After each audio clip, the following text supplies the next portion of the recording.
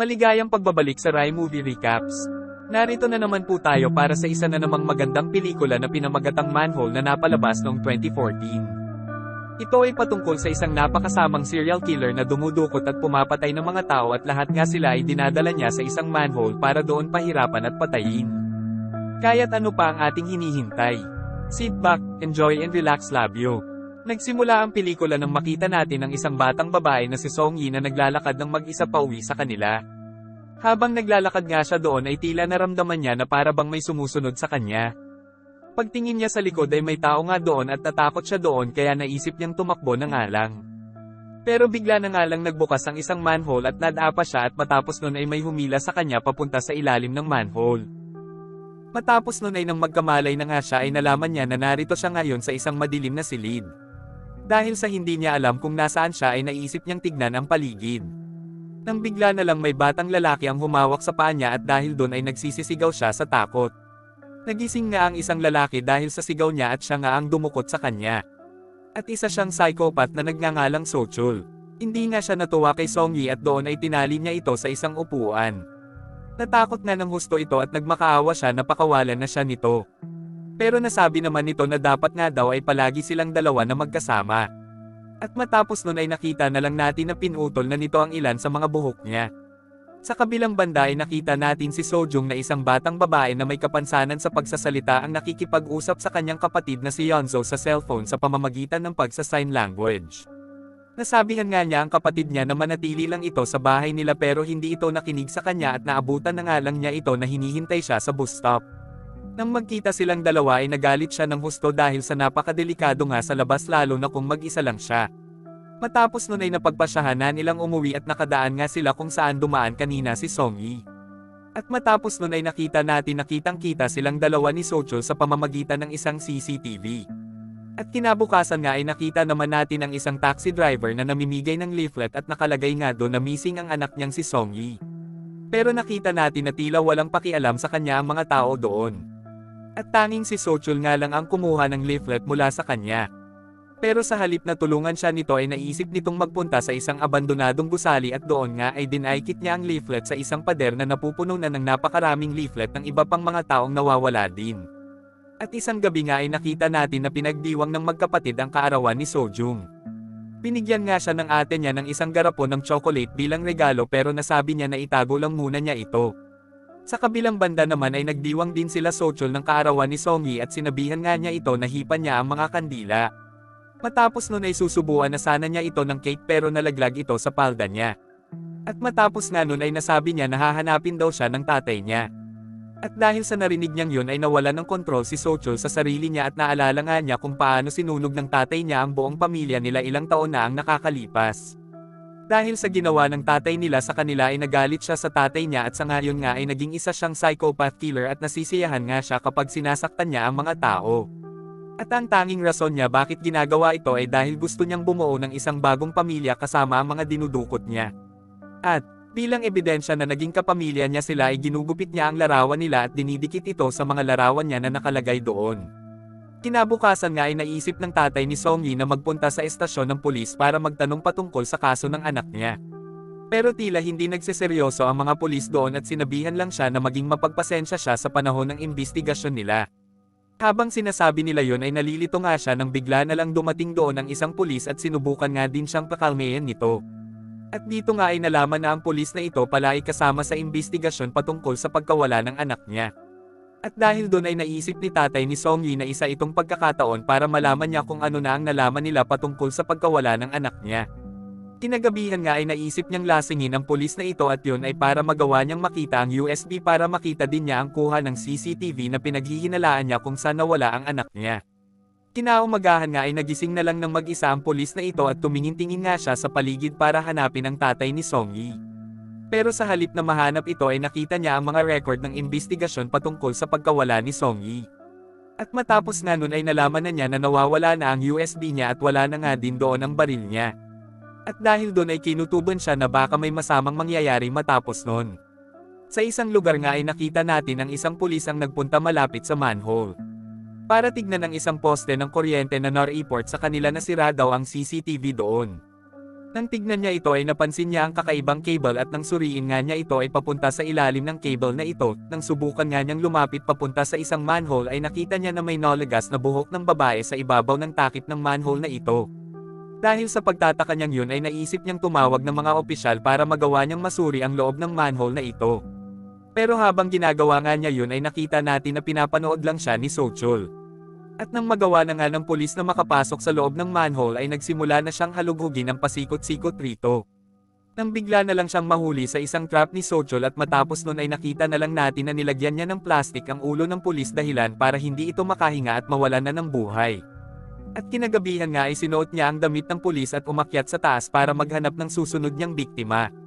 Nakakita nga siya doon ng isang magkasintahan na nagtatalo at ng oras nga na makaalis na ang lalaki ay agad na niyang sinagawa ang plano niya. Sa kabilang banda naman ay nakita natin na umalis ng bahay nila si Sojung para abangan nga ulit ang ate niya sa bus stop. Pero bigla nga siyang napahinto sa ibabaw ng manhole para mag-text sa kapatid niya. Samantala ay nakita nga siya ng tatay ni Songhee na nagbabantay sa lugar na yon. Inakala nga nito na siya ang anak niya kaya nagmadali siyang nagmaneho para mahabol niya ito. Sa kasamaang palad ay muntik niyang masagasaan ito, buti na lang at nagawa niyang makabig ang manubela at nagawa nitong bumangga sa tambak ng basura. Pero nakita natin na hindi siya pinansin ni Sojung, sa halip ay hinabol niya ang gum-ulong na garapon niya ng chocolate. Pero nang matapos niyang kunin yun ay nakita niya na hinihila na ni Sochul ang babae kanina papunta sa manhole. Bigla namang tumawag ang ate niya sa kanya at dahil doon ay narinig ni Sochul ito at nalaman niya na napapanood siya ni Sojung sa ginagawa niya. Hindi na nga lang sinagot ni Sojung ang tawag at nagmadali na lang siyang tumakbo papalayo doon. At dahil sa ginawang yun ng kapatid niya ay nag-alala siya dahil sa tingin niya ay may nangyayari ng masama sa kapatid niya. Pero habang patuloy niyang tinatawagan ito ay biglang nasagot ni Sojung ang tawag at nakita nga niya na tila tumatakbo ito kaya mas lalo siyang nag-alala. Matapos nun ay agad siyang tumawag sa mga pulis para humingi ng tulong pero binaliwala lang siya ng mga ito. Doon nga ay nakita natin na hinahanap pere ng tatay ni Songhee si Sojung. At maging si Sochul ay hinahanap din siya. Matapos nun ay nakita natin na nagtago siya at sinagot na nga niya ang tawag ng ate niya.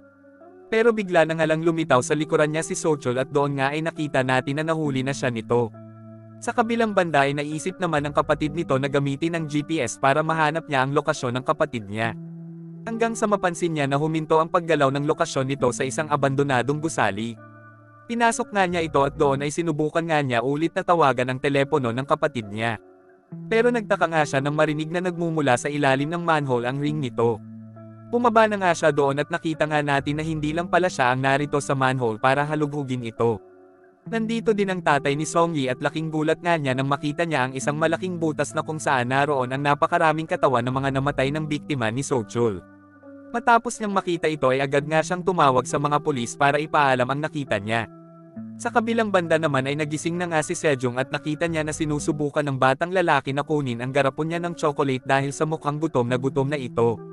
Bigla na nga lang dumating doon si Sochul at nabugbog nga niya ito hanggang sa mawala na ito ng malay. At matapos nun ay tinalian siya nito ng cable tie. At nang mapansin nga niya na nakaidlip na si Sochul ay naisip niya na tumakas dito.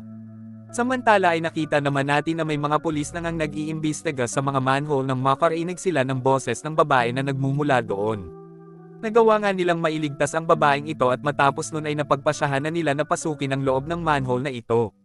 Pero nang makaalis na nga doon ang mga pulis ay nakita ng babaeng yun na lumabas sa kabilang manhole si Sochul at nagtititili nga siya dahil wala siyang magawa sa loob ng sasakyan ng pulis at doon nga ay nagawa na nitong mapatay siya doon. Matapos nun ay hinagis na lang ni Sochul ang katawan nito sa tambakan niya ng mga bangkay ng napapatay niya. Sa kabilang banda naman ay magagawa na sana ni Sejong na makatakas pero nagawa nga ni Sochul na mahayla ito dahilan para mahuli ulit siya nito. Dahil sa nakitang yun ng ate niya ay naisip niyang humingi ng tulong mula sa mga nakatira doon pero tila walang pumapansin sa kanya. At dahil doon ay napagpasyahan na nga lang ulit niyang bumaba para hanapin ang kapatid niya. Pero sa di inaasahang pagkakataon ay nagawa din siyang mahuli ni Sochul.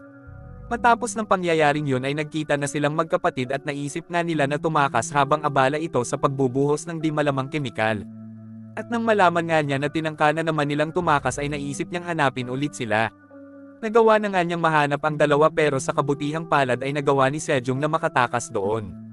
Pero nautusan nga ni Sochul ang batang lalaki na habulin niya ito. Samantalang ang ate naman niya ay sinusubukan na pigilan na makahabol sa kanila si Sochul. At dahil nga sa nangyayari ngayon ay nagalit na siya ng husto at naisip na nga niyang hampasin ng crowbar ang ate ni Sejong pero nagawa naman ito na makakuha ng isang stun gun at natamang nga niya si Sochul nito dahilan para di ito makagalaw. Matapos nun ay nagmadali na siyang tumakbo at hinanap nga niya kung saan nagpunta ang kapatid niya. At doon nga ay nakita natin na nagawa na siyang mahabol ng batang lalaki. Pero imbis na hulihin siya ay natulungan pa niya ito, para magawa niyang makatakas rito. Sa kabilang banda ay patuloy pa rin ang tatay ni Songhee sa paghahalughog ng manhole. Hanggang sa makita niya ang isang silid at meron ngang isang bangkay na nakalambitin patiwarik doon at nababalutan ng plastik. Habang sinusubukan nga niyang buksan ito ay napaluha na lang siya dahil napag-alaman niya na ito ang katawan ng anak niya. Nagalit nga siya ng husto dahil sa ginawa ni Sochul sa anak niya. Napansin nga niya ang kuha ng CCTV at nakita na naroon si Sochul kaya naisip niyang tumakbo papunta doon para kalabanan ito. At nang makita na nga niya ito ay agad niyang inatake ito dahil sa tinatangka na nga nito na hatawin ng crowbar ang dalawang magkapatid. Matapos nun ay nakita natin na nagkaroon silang dalawa ng labanan at nakita din natin na nagawa ng tatay ni Songhee na mabaril ang likod ni Sochul. At matapos nga niyang gawin yun ay may nakita tayong isang malaking pagsabog ang naganap at naging dahilan para magliparan ang takip ng mga manhole malapit sa lugar ng pagsabog. At matapos nun ay nakita na nga lang natin na sinusubukan ng isang pulis na lumabas sa manhole na yon. At sa huli nga ay makakatakas na nga sana ulit ang magkapatid pero nahuli na naman ni Sochul si Sejong. Pero sa pagkakataon na ito ay papatayin na sana siya ni Sochul buti na lang at nagawa ng ate niya na masindihan ng apoy ang kemikal na nakakalat sa sahig.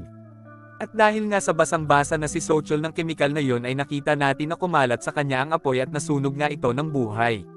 At dahil nga sa nangyaring yun ay lumaki pa ng lumaki lalo ang sunog at sa mga pagkakataon nga din na yun ay wala ng lakas ang ate ni Sejong para makabangon pa. Dahilan para makain na din siya ng sunog. Sinubukan ni Sejong na tulungan ang ate niya pero pinigilan siya ng batang lalaki dahil mapapahamak lang siya sa gagawin niya.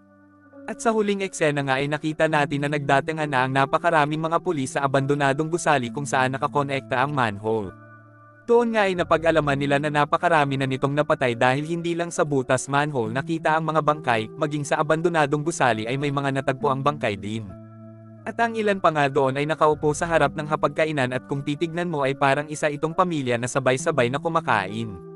At matapos nun ay nakita natin na dadalhin na sana nila si Sejong sa hospital pero nakita niya ang singsing ng ate niya sa labas ng abandonadong gusali. Kinuha niya ito at matapos nun ay nakita natin na nilapitan siya ng tatay ni Songhee at niyakap nga siya nito para palakasin ang loob niya. Napaiyak na nga lang siya habang niyayakap niya ito ng mahigpit. At doon na nga nagtatapos ang pelikula natin para sa araw na ito. Maraming salamat sa panunood.